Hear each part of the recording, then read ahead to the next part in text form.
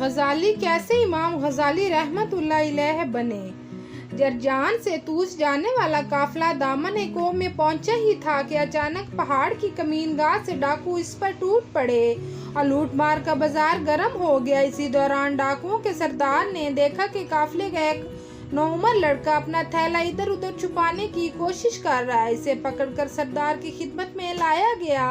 लड़के ने थैला सीने से चिमटा लिया था। सरदार ने वो थैला इससे छीन लिया तो वो लड़का मिन्नत समाजत और गिरिया जारी करते हुए कहने लगा, थैले में जो कुछ नकदी है वो आप ले लें, मगर जो कागजात हैं इसमें वो बराह करम मुझे लौटा दे। सरदार बड़ी हैरत से बच्चे को देखने लगा कि खिलाफ मामूल से नकदी की तो फिक्र नहीं मगर इन कागजात की बड़ी फिक्र है। आखिर क्यों? जब सरदार ने इसकी वजह पूछी तो बच्चे ने इसे बताया कि नौराक में मेरा वो इल्मी सरमाया है जो मैंने बड़े मसाइब झेल कर सफ़र की तलखियाँ सह कर हासिल किया।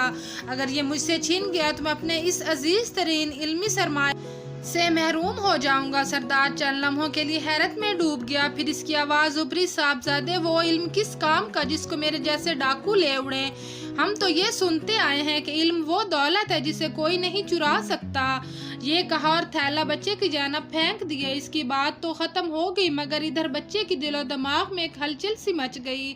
सरदार के अल्फाज बार बार इसके जहन में गूंज रहे थे, वो इल्म किस काम का जिसको मेरे जैसे डाकू उड़ा ले जाएं। सोचते सोचते इस बच्चे ने अपनी ज़िंदगी का अहम तरीन फैसला कर लिया। वो ये कि अब लिखे हुए इल्म पर भी इन्हिसार नहीं करेगा। जो कुछ सीखेगा इसे करतास व कलम के हवाले करने के बजाय दिलो दिमाग में नक्श करेगा। नौउमर लड़के के इस फैसले ने इसकी ज़िंदगी का रंग ही बदल डाला।